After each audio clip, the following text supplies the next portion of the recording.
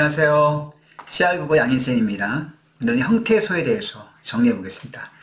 형태소는요, 문법 공부에서 굉장히 중요한 부분입니다. 왜냐하면 형태소의 분석이 됐을 때 제시문이나 또 사례에 나오는 그런 단어들의 문법적인 분석이 가능하고요.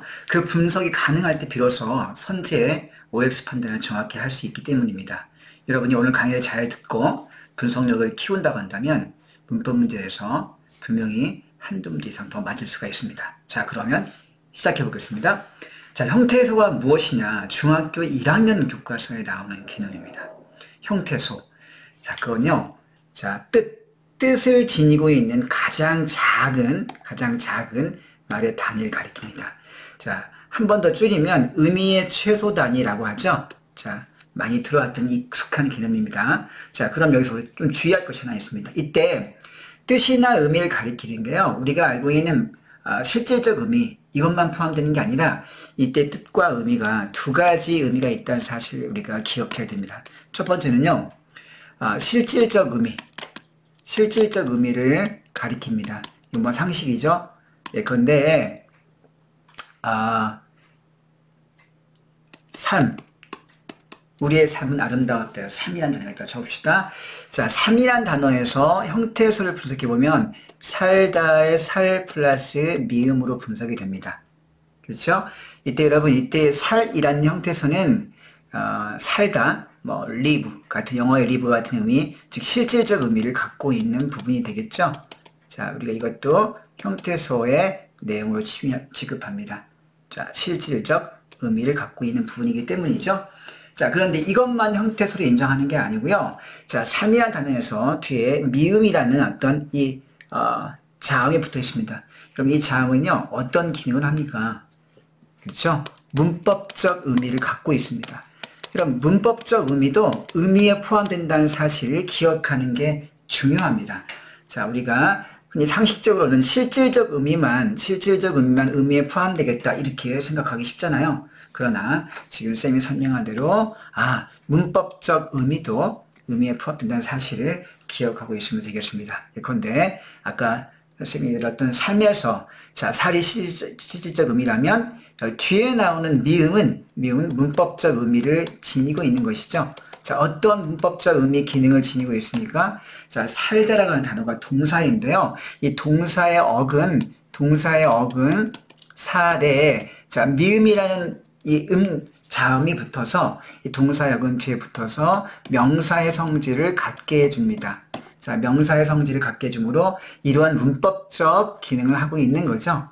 따라서 미음도 문법적 기능을 하고 있으므로 문법적 의미로 인정이 되고, 따라서 형태소에 포함시킨다는 사실입니다. 자, 여러분 기억했죠? 자, 형태소의 개념에서 뜻을 지닌 가장 작은 말의 단위에서 이때 뜻이라고 하는 게, 의미라고 하는 게 실질적 의미뿐만 아니라 문법적 의미도 포함된다는 사실, 우리가 이것을 기억하고 있으면 되겠습니다. 자, 그러면 이 개념을 가지고 한번 형태소를 실제로 분석을 해보겠습니다. 되게 쉬워요. 그럼 밑에 봅시다. 자, 1-1번에, 자, 여기 형태소 분석에서 먹다가 있습니다. 당연히 먹이 실질적 의미고요. 다는 문법적 의미. 자, 두 개가 있겠네요. 자, 먹는다. 몇 개입니까? 자, 먹이 간으로서 실질적 의미를 갖고 있는 형태소고요. 느는 문법적 의미를 갖고 있는 형태소가 되겠습니다. 자, 현재 시제 기능을 하겠죠. 그 다음에 다는 역시 문법적 의미인데요. 단어의 끝, 어마어미, 단어의 끝을 나타내주는 문법적 의미를 갖고 있습니다. 그래서 세 개가 되겠네요. 자, 이렇게 구분해 보면요, 처먹다 같은 경우, 비속어로서 미안한데 처먹다. 자, 먹긴 먹는데 아주 개걸스럽게 많이 먹을 때 처먹다는 표현을 쓰죠. 앞에 처는 접두사가 되겠네요. 접두사가 되겠어. 이것도 어떤 실질적 의미를 갖고 있습니다만, 또 먹다의 먹은 이것도 동사의 어근으로서 실질적 의미를 갖고 있네요. 그 다음 다는 어미니까 당연히 문법적 의미를 갖고 있습니다. 세 개가 되겠네요. 자, 날다는 두 개가 되겠습니다. 고민할 필요가 없네요. 자, 날아가다는 형태소가 몇 개가 되겠습니까? 자, 날다의 날 어근이 하나 있고요. 가다의 가 어근이 하나 있고요. 여기 뒤에 아는 날다와 가다를 연결시켜주는 연결 어미가 되겠습니다. 자, 자, 연결 어미도 일종의 문법적 기능 의미를 수행하고 있으므로 형태소로 인정이 되어야 하겠죠. 자, 그 다음에 마지막 다는 존결 어미 혹은 어말 어미가 되고 있으므로 이것도 특정한 문법적 의미를 갖고 있네요. 따라서 날아가다는 형태소를 4개로 보는 것이 맞겠죠. 자, 그 다음 타신다를 보겠습니다. 자, 우리 할아버지가 기차를 타신다라고 한다면 타다의 타가 당연히 어간이 되겠네요. 자, 이게 실질적 의미를 가진 어간이 되겠고요. 자, 시는 여러분 다 알다시피 당연히 높임의 의미를 갖고 있는, 높임의 문법적 의미를 갖고 있는 어떤 형태소가 되겠습니다. 문법적 의미를 갖고 있네요. 자, 니은은 현재 시제의 기능을 가진 문법적 의미를 갖고 있으므로 이것도 형태소의 인정. 마지막 다는 그렇죠? 존결 혹은 어말 어미의 문법적 기능을 가진 형태소가 되겠습니다. 자, 이렇게 해서 타신다는 4개의 형태소를 구분할 수 있겠고요. 자, 그 다음 탔다. 탔다 같은 경우 형태를 좀 주의해야 됩니다. 왜냐하면요, 여러분, 탔다는 겉으로 볼 때는 타하고 쌍시옷만 있는 것처럼 보이잖아요. 그럼 여러분, 이것은 잘못된 분석입니다. 여러분, 형태소의 분석은 원형을 분석해 준다는 사실을 까먹으면 안 되겠습니다. 굉장히 중요한 원리라는 거 여러분이 기억해 두시고요. 메모해 두세요. 형태소의 분석은 뭐의 분석이다? 원형의 분석이다. 그러므로 탔다에서 타 플러스 쌍시옷의 형태로 보이긴 하지만 이것이 사실은 어간이 타지 않습니까? 타다의 타. 그 다음에 과거 시제 어미는요, 아시나 어의 형태가 원형이죠. 따라서 자, 탓의 밑에 붙어 있는 쌍시옷은 원형이 과거 시제 어미 아스로 볼 수 있겠고요. 따라서 형태소를 분석해 줄 때는 쌍시옷만 쓰면 안 되고요. 아시라고 써야지 옳겠습니다. 알겠죠? 아십니다. 자, 그 다음에 존결 어미 다가 돼서 문법적 의미 3개가 되겠네요. 날고기는 당연히 2개가 되겠습니다. 자, 그 다음에 선생님 밑에 이제 9번에 날고기와 날짐승 2개를 같이 와서 비교해서 분석을 해보았습니다. 여러분, 형태상으로는 날고기의 날과 날짐승의 날이 음절은 똑같이 표현이 되고 있지만, 즉 의문적인 표현은 똑같이 되고 있지만, 자, 분석을 해보면요, 약간의 차이가 있다는 사실을 눈치를 챌 수 있습니다. 자, 어떻게 분석이 되고 있나요? 날은요, 이때의 날은 익지 않은 생것에 라는 뜻을 가진 접두사로 쓰입니다. 접두사. 그쵸? 접두사로 쓰인 겁니다. 자, 여러분, 날짐승에서요, 날. 자, 이때 날은요, 날다. 자, fly, 날다. 날다의 어근 날이 왔고요. 그러니까 날고기 날은 접사로 분류할 수 있는데, 날고기 날은 접사가 아니고요. 실제 쓰이는 동사 날다의 어근이 되겠습니다. 그쵸? 자, 이게 어근이라는 사실을, 놓치면 안 되겠고요. 여기 형태소 하나 빠졌습니다. 날 뒤에, 사실 여기 뒤에 리을이 더 붙어있네요. 리을. 날 플러스 리을 플러스 짐승이라고 분석하는 것이 정확하겠고요. 그래서 날짐승 형태소가 몇 개입니까? 4개입니다. 4개. 자, 날 플러스 그 다음에 관형사행 어미. 관형사행 어미 리을이 왔고요. 그 다음에 짐승 명사 이렇게 와서 형태소가 몇 개입니까? 하나, 둘, 셋. 여기는 형태소가 3개라는 사실을 우리가 놓치면 안 되겠습니다. 자, 이런 게 문제가 나오면 엄청나게 쓰러집니다. 그죠? 겉만 보면 안 됩니다. 원형을 분석해야 되니까 날짐승이 날이 곧바로 짐승을 꾸밀 수가 없습니다. 왜냐하면 어간 뒤에는 어미가 항상 와야 되지 않습니까? 자, 날이 어간이니까 뒤에 어미가 와서 날 플러스 리을 이렇게 분석해 주는 것이 문법적으로 정당하고 필요한 분석이 된다는 사실입니다. 형태소가 3개고요. 자, 그 다음 볼까요, 여러분? 자, 군밤과 군소리 10번 세트 봅시다. 이것도 역시 형태소랑 군과 군소리 군이 자, 음절의 자음 모음 구조로는 똑같습니다. 그러나 분석했을 때 군밤은요, 어떻게 됩니까? 굽다의 어근. 자, 그죠? 그 다음에 니은. 자, 니은은 밤을 직접 꾸밀 수가 없으므로 어미. 자, 여러분 여기에 선생님이 못해놨네요. 연결 어미가 아니고요. 이때 니은은 자, 뒤에 있는 밤을 꾸미는 체언을 꾸며주는 기능을 하고 있으므로 관형사형 어미라고 해야지 옳겠습니다. 못합니다. 관형사형 어미 니은이 왔고요. 자, 그 다음에 뒤에 밤이 와서 이렇게 분석이 되겠습니다. 자, 어근 플러스 어근이니까 합성어가 되겠네요. 접사가 오면 우리가 파생어라고 하죠. 좀 이따 이것도 다시 한번 더 합성어 파생어는 다시 한번 살펴보겠습니다. 자, 그럼 그 다음에 보세요. 군소리. 군소리는요, 이때 군은 쓸데없는 불필요한 이런 의미를 가진 그런 접두사입니다.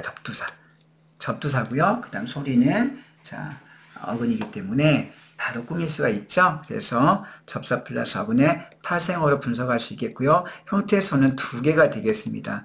아까 군밤의 형태소가 몇 개가 됩니까? 세 개가 되는 것이 맞겠죠. 자, 이렇게 형태소의 개수를 셀 때, 분석할 때 약간의 우리가 깊이 있게 봐야 할 부분이 있습니다. 자, 바로 그거는, 자, 니은이나 리을 같은 관형사의 어미가 중간에 들어갔을 때, 자, 그 형태를 우리가 주의해서 받는다는 사실이죠. 자, 굽다에서 굽에 받침 비읍이 탈락합니다. 그죠? 탈락해서, 자, 군밤이 된다는 사실을 우리가 기억해야 되겠습니다. 자, 다음 볼까요? 자, 이제 여러분, 형태소의 종류를 한번 우리가 나눠봅시다. 형태소가 어떤 것들이 있습니까? 자, 기준이 두 가지가 있는데, 첫 번째는 자립할 수 있냐, 없냐, 자립성의 유무. 자, 두 번째는 그 형태소가 실질적 의미를 갖고 있느냐, 아니면 문법적 의미를 갖고 있느냐. 자, 그렇게 분류할 수 있겠습니다. 따라서, 일단 자립성의 유무로 봤을 때는요, 자, 홀로 쓰일 수 있다. 즉, 자립성이 있다면 명칭 그대로 자립 형태소라고 부릅니다. 자, 반면 홀로 쓰일 수 없다면 누군가에게 기대어서, 의존되어서 쓸 수밖에 없으므로 뭐라고 합니까? 의존 형태소라고 해야 되겠죠? 그 다음, 실질적 의미 여부는요, 실질적 뜻을 갖고 있으면 실질 형태소. 자, 반면에 실질적 의미가 없고, 문법적 의미를 갖고 있다면 문법 형태소라는 명칭을 쓰는 대신에요. 그 대신에 형식이라는 말을 붙여서 형식 형태소라고 합니다. 자, 우리가 이 단어만 조금 주의해야 되겠네요. 형식 형태소. 자, 그럼 여러분들 실제로 분석을 해보기 전에요. 약간은 우리가 사전에 좀 주의할 대목이 하나 있는데요. 바로 그건 접두사, 접미사, 접사 형태소 분류에 관한 것입니다. 얘는요. 접사의 기능이 두 가지가 있기 때문에요. 조금 우리가 주의해야 합니다. 자, 여러분 볼까요? 여러분들 살다에서 온 삶이라는 명사는요. 자, 여러분 살 플러스 미음으로 분석할 수 있잖아요. 이때 여러분 미음이라고 하는 것은 살다인 동사, 살다의 동사하고는 동사를 명사의 성격을 갖게 해주는 문법적 기능을 하고 있습니다. 자, 우리가 쉽게 이해할 수 있죠? 이때 미음은 어떤 실질적 의미가 아니라 명사를 만들어주는 문법적 기능을 하고 있죠. 그래서 우리가 이 특성을 염두에 두고 아까 나왔던 이 자립의존 실질 형식에서 실질적 의미 역으로 구분한다면 당연히 문법적 의미를 갖고 있으니까 명칭이 뭐가 돼야 되겠습니까? 그죠? 자, 문법적 의미를 갖고 있으니까 형식 형태소 이렇게 명칭을 붙여야 되겠죠. 그죠? 자, 그런데 나무꾼이라는 사례 밑에 한번 봅시다. 나무꾼은요, 이때 꾼은 어떤 뜻을 갖고 있습니까? 이때 꾼은 어떤 전문적인 직업을 가진 사람 이런 뜻이지 않습니까? 그러므로 이때 꾼이라는 말은 문법적 의미가 아니라 실질적 의미를 갖고 있습니다. 그러면 자, 형태소의 분류 기준 네 가지에 따라서 실질적 의미를 갖고 있으면 실질 형태소라고 불러야지 옳겠죠. 당연한 거 아닙니까? 그런데 여기서 약간의 어려움이 생깁니다. 뭐냐고요? 그렇죠. 같은 접사인데 둘 다 전미사입니까? 미음도 전미사, 꾼도 전미사인데 전미사라는 명칭을 같이 사용하고 있음에도 불구하고 하나는 실질 의미, 하나는 문법 의미를 갖고 있다 보니 명칭을 분류할 때 달라지는 어떤 결과가 생기지 않습니까? 그래서 국어학자들이 고민을 했어요. 어떻게 할까? 그래서 자, 이분들은요, 국어학자들은 통일성을 굉장히 중시합니다. 그렇죠? 통일되는 걸 좋아해요. 이렇게 같은 명칭이 달라지는 걸 별로 좋아하지 않습니다. 그래서 할 수 없이 묶었어요. 뭐로 묶었을 거야? 그냥 통칭. 실질적 의미를 갖고 있는 접사나 문법적 의미를 갖고 있는 접사나 둘 다 접사이기 때문에 그냥 통쳐서 자, 실질적 의미를 버리고요. 자, 의존 형태소 혼자 못 쓰니까 당연히 그리고 그냥 형식으로 묶어서 다 분류하자 이렇게 결정을 해 버렸다고 합니다. 우리 그냥 조금 이해가 안 되는 부분도 있지만 그냥 넘어갑시다. 아무튼 자, 접사는 실제 의미를 갖고 있는 경우조차도 무조건 접사라면 뭐로 분류한다? 그냥 형식 형태소로 분류한다라고 그렇게 우리가 기억해 두면 되겠습니다. 접사는 무조건 형식 형태소다. 자, 그래서 실제로 한번 분류 연습해 볼까요, 여러분들? 자, 여러분, 날고기 아까 설명했던 거, 날고기의 날은 뭡니까? 날다 라는 뜻이 아니라 있지 않은, 날것, 날생선 뭐 이런 뜻이기 때문에 접사로 쓰였죠. 그래서 여러분들 이때 날이 접사기 때문에 얘를 뭐로 불러야 됩니까? 그렇죠? 얘는 형식 형태소. 고기는 실질적 의미를 갖고 있으므로 실질 형태소. 이렇게 분류해야 되는 거죠. 날짐승에서의 날은 어떻습니까? 날짐승의 날은요, 날다에서 온 거기 때문에 실질적 의미를 갖고 있죠. 얘는 접사가 아니고 동사 날다에서 왔기 때문에 얘는 실질 형태소.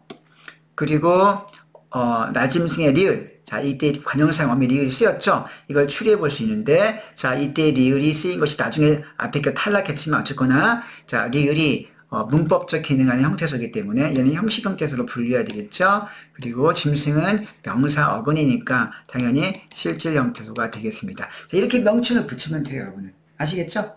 어렵지 않네요. 자, 그 다음 두 번째 세트. 자, 군소리와 군반 보겠습니다. 이런 군소리의 군은 쓸데없는 접두사라는 뜻이죠. 접두사로 쓰였기 때문에 얘는 무슨 형태소에 속하겠습니까? 그렇죠. 형식 형태소가 되겠네요. 그 다음 소리는 어근이니까 당연히 실질 형태소. 자, 군밤의 굽은 어떻습니까? 군밤의 원형은 굽다의 동사 굽에서 온 것이므로 얘는 동사 어근이어서 실질적 의미를 갖고 있겠고요. 그 다음에 뒤에 붙어있는 니은, 관용사용 어미 니은은요, 문법적 기능을 수행하니까 당연히 형식 형태소. 그렇죠? 그리고 밤은 명사니까 당연히 실질 형태소. 이렇게 명칭을 붙여주면 되겠습니다. 자, 쉽죠? 넘어갑니다. 자, 그럼 그 다음 네 번째는 이제 문장의 형태를 실제로 한번 분석을 해보겠습니다. 자, 분석해 볼 텐데요. 보세요. 자, 1번에 보겠습니다. 나는 선생님께 숙제를 제출했다. 자, 일단 쪼개는 것부터 할까요? 나만 늘 쪼개야 돼. 조사, 대명사 조사니까 선생과 님. 자, 그 다음에 깨를 쪼개야 되겠네요. 숙제와를. 그 다음에 제출을 명사니까 쪼개고요. 여러분, 했다 같은 경우는 형태를 주의할게요. 자, 여러분, 제출이라는 명사 뒤에 하다라는 게 붙어서 동사로 만들어진 거 아닙니까? 자, 근데 여러분, 이때 하다가 어근이 아니고요. 전미사라는 사실을 알아야 됩니다. 전미사. 여러분들, 전미사. 제출하다, 사랑하다, 고민하다. 자, 고민, 사랑, 제출이라는 명사 뒤에 하다가 딱딱딱 붙어 있죠. 이렇게 어디 뒤에 딱 붙어서 도인한 기능을 수행하는 어떤 것을 우리가 접사라고 하죠. 전미사를 생각하면 뒤에 나왔으니까 제출하다. 전미사입니다. 제출하다가 파생되어서 동사 제출하다가 만들어진 거 아닙니까? 그래서 여러분들 형태소를 분석할 때는요, 제출을 쪼개고요. 그 다음에, 자, 여러분, 여기서 햇이라고 하는 거예요. 여러분, 햇은요, 형태소 또 분석할 수 있는데요. 이것은 하다의 하하고 과거 시점에 아시 붙었다가 이 아시 불규칙 활용에 의해서 불규칙으로 엿으로 바뀝니다. 그죠? 엿으로 바뀌고요. 그 뒤에 다가 붙은 형태입니다. 여러분, 그러니까 정리해보면, 제출 하 플러스 아시 먼저 원형으로 붙어 있다가 이것이 불규칙 활용에 의해서 하엿으로 바뀌고요. 하엿이 이렇게 또 붙어 있다가 하와 엿이 모음 두 개가 연속 붙어 있다 보니 발음이 늘어지지 않습니까? 그래서 발음을 축약해요. 자, 이거를 축약하면 형태가 뭐가 되겠습니까? 당연히 햇이 되겠습니다. 여러분, 그럼 햇에는요, 형태소가 두 개 들어있는 거죠. 원형으로 치면 뭐가 들어있습니까? 하 플러스 아시 들어있다는 사실을 우리가 기억해야 되겠습니다. 그리고 마지막 다 종결 어미가 있네요. 자, 여러분, 이제 명칭을 붙여볼게요, 여러분. 자, 명칭이 어떻게 붙습니까? 자, 나는요, 대명사니까 자립 형태에서 동시에 실질적 의미가 있으니까 자실로 자립 실질 형태에서 분류할 수 있겠네요. 그 다음에 는은 조사는 조사. 조사는 당연히 혼자 못 쓰니까 의존 형태에서 그 다음에 자, 문법적 기능을 수행하겠으므로 형식 형태에서 이렇게 분류할 수 있겠죠? 그럼 선생은 명사잖아요, 명사. 선생은 명사니까 자립 형태에서 그리고 실질적 의미를 갖고 있으므로 실질 형태, 자실로 분류할 수 있겠습니다. 여러분, 님은요, 이때 님은 사랑하는 님, lover 이런 뜻이 아니라 선생님, 과장님, 부모님과 같은 높임의 의미를 가진 단어 뒤에 붙어서 쓰이는 것이므로 전미사가 되겠습니다. 자, 님이 전미사라는 얘기는 아까 선생님이 얘기했죠. 전미사는 무조건 뭐에 속한다? 무조건 의존 형식으로 분류한다. 아까 얘기했죠. 실질적 의미를 갖고 있는 경우도 전미사는 형식 형태에서 분류한다. 선생님 아까 분명히 얘기했습니다. 그래서 굳이 명칭을 붙인다면 의존과 형식 형태로 보는 게 맞겠죠. 그 다음 깨는 조사이기 때문에 자 혼자 모시니까 의존, 문법적 기능함으로 형식 형태, 의형이 되겠습니다. 숙제는 명사니까 자실 되겠네요. 르는 조사니까 똑같이 의형. 그 다음 제출은 명사니까 자립실질 되겠고요. 하는 전미사니까 의형이 되겠고 그 다음 at은 뭡니까? 과거 시제 어미니까 의존 형식 형태소 그 다음 다는 문법적 기능하는 종결 어미로 쓰인 거니까 혼자 못 쓰니까 의존, 문법적 기능하는 형식 형태서 이렇게 분류할 수 있겠습니다. 아시겠죠? 자, 여러분 1번, 이 1번을 정확히 할 수 있다고 한다면요. 2번, 3번, 4번, 5번은 쉽게 해결됩니다. 2번 가서 뭐 안개꽃을 설명할 필요 없겠네요. 넘어갈게요. 자실 의형입니다. 새하얗게 좀 주의해야 돼요. 새하얗게. 여러분, 새는 전미사입니다. 새 파랗다, 새 하얗다, 새 노랗다. 접두사로 쓰인 거죠? 자, 접두사가 쓰인 거기 때문에 여러분은 이때 새는 의형이 되겠습니다. 의형이. 그리고 하얗은 여러분 하얗다의 어간 아닙니까? 그러면 어간은요. 자, 실질적 의미를 갖고 있지만 그 실질적에서 혼자 못 쓰이기 때문에 즉 어미와 항상 붙어서만 쓰여서 즉 어미와의 의존 관계가 있기 때문에 의존 형태소가 되겠습니다. 그러면 주의하세요. 모든 어간은 그래서 모든 어간은 항상 의존 실질 형태소가 되겠습니다. 여러분 아시겠죠? 그래서 하얗은 의실입니다. 그러면 개는 어미가 되겠으므로 어미는 역시 혼자 못 쓰니까 의존, 자, 문법적 기능 아무래 형식 의형이 되겠습니다. 자, 피었다의 피는 어간이니까 의실이 되겠고요. 어은 과거 시제 의형, 다는 종결이니까 의형이 되겠습니다. 자, 3번 넘어가겠습니다. 그럼 3번에서는요. 그녀는 여신을 닮아서 참 환상적이다. 여러분 이때 여신은요, 그녀는 뺍시다. 너무 쉬우니까 그녀 자실, 르는 의형, 여신의 여자, 여러분 접두사라는 사실을 우리가 주목하면 되겠습니다. 접두사는요, 여신, 선생님 얘기했죠? 실질적 의미를 갖고 있는 경우도 뭐다? 의형으로 취급한다. 선생님 얘기했습니다. 자, 신은 명사니까 자실 되겠고요. 그 다음 을은 접두사, 을은 조사이니까 의형이 되겠습니다.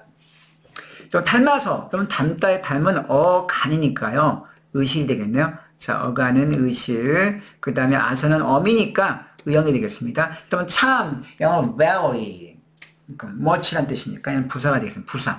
이런 부사는요, 혼자 쓰니까 자립이고, 실질적 의미는 자실입니다. 참은 자실이고요. 환상적이다. fantastic. 자, 이때 여러분, 환상이라는 말은요, 명사입니까? 명사? 그러니까 자실이겠고요. 그럼 이때 적이라고 하는 거는 환상적, 능동적, 객관적, 주관적, 이런저런 단어에 막 뒤에 막 붙어 있네요. 그럼 붙어 있는 건 뭐라고 합니까? 접미사. 뒤에 붙은 건 접미사, 앞에 붙은 건 접두사. 여기는 뒤에 붙은 접미사가 되겠네요. 그럼 접미사는요, 자, 여기서는 환상이라는 명사 뒤에 적이 붙어서 관형사를 만들어준 역할을 합니다. 그래서 이것이 의형이 되겠고요. 자, 여러분 이다. 그럼 이다는 뭡니까? 서술격 조사니까 서술격 조사. 그래서 의형. 혼자 붙으니까 의존, 문법적 기능 아니까 형식 형태에서 이렇게 분류할 수 있겠습니다. 자, 그럼 그 다음 나올게요. 4번. 오늘만큼은 가을답지 않게 하늘이 어렵다. 자, 오늘. 자, 명사니까 자신의 만큼은 조사니까 의형, 은도 조사니까 의형이 되겠고요. 가을은 명사니까 자실 되겠고요. 이런 답지. 그럼 답다. 가을답다. 어른답다. 아이답다. 자, 답다 역시 가을, 어른, 아이 같은 명사 뒤에 딱 붙어 있네요. 그죠? 명사 뒤에 여러분 딱 붙어 있으면 그게 뭡니까? 전미사다. 전미사. 그럼 전미사는 의형이라는 사실 기억납니까? 자, 답다의 답이 의형으로 쓰인 거고요. 이제 뒤는 아어 개지고의 지 어미가 쓰인 것이 연결어미입니다. 그래서 의형으로 분류하겠습니다. 안케 안에 안타는 형용사니까요. 안타 형용사니까 형용사 어간임으로 의존 실질이 되겠고 걔는 어미니까 의형이 되겠습니다. 하늘 명사 자실 이는 조사니까 의형 흐렸다 이런 흐렸다에서요. 이 였다의 이 형태를 취합시다. 겉으로 볼 때는 이름절이지만 이게 형태설 분석하면 어떻게 됩니까? 흐리다의 리 플러스 어시 붙은 형태라는 거 눈치챘죠. 그죠? 똑똑한 당신입니다. 자, 흐리다의 리까지가 어간이니까 의실이 되겠고요. 그 다음에 엇은 과거 시제 어미니까 의형이 되겠고요. 다는 자, 종결어미의 의형이 되겠습니다. 자, 쉽네요. 자, 다음 볼까요? 5번 풋고추. 자, 풋고추. 풋사가 풋고추, 풋사랑. 자, 앞에 딱 붙어있네. 접두사. 그래서 의형. 고추는 무슨 자실. 가는 조사이니까 의형. 맛있다. 맛은 명사니까 자실이고요. 있다는 형용사의 간이지 않습니까? 있다, 없다, 자, 이때는 어간이니까 의존 실질이 되겠습니다. 어는 아어개지고의 연결어미 의형이 되겠고요. 그럼 그럼 여자 같은 형태를 주의해 봐야 돼요. 음절은 한 음절이지만 형태를 분리해서 쪼갤 수 있다는 사실을 아시겠죠? 자, 여는 이 플러스 어입니다. 그죠? 보이어. 그럼 보다의 보가 간이 되겠습니다. 보자. 그죠? 자, 억은 의실입니다. 보다의 보. 그 다음에 이는, 그럼 이가 어떻습니까? 보다, 보이다, 피동전미사가 되겠네요. 자, 이는 피동전미사이므로 의형이 되겠고요. 어는 연결어미가 되겠습니다. 아어 개지고 연결어미, 그럼 의형이 되겠네요. 주문, 자실, 을은 의형. 뭐 설명 필요 없네요. 그러면 했다. 아까 한번 나와서 했다는 어떻게 된다? 햇이 한 음절이지만 하 플러스 앗으로 분석할 수 있다고 했죠. 자, 하는 의실, 앗은 의형, 마지막 단은 의형. 이렇게 분석할 수 있겠습니다. 그죠? 자, 이렇게 해서 형태소의 분석 분류까지 해보았습니다. 그럼 되게 쉽죠? 자, 다음 볼까요? 자, 그럼 여기부터 이제 다음 강의 넘겨서 좀 쉬었다 하겠습니다. 그럼 좀 이따 보겠습니다. 잠깐 휴식, 바이.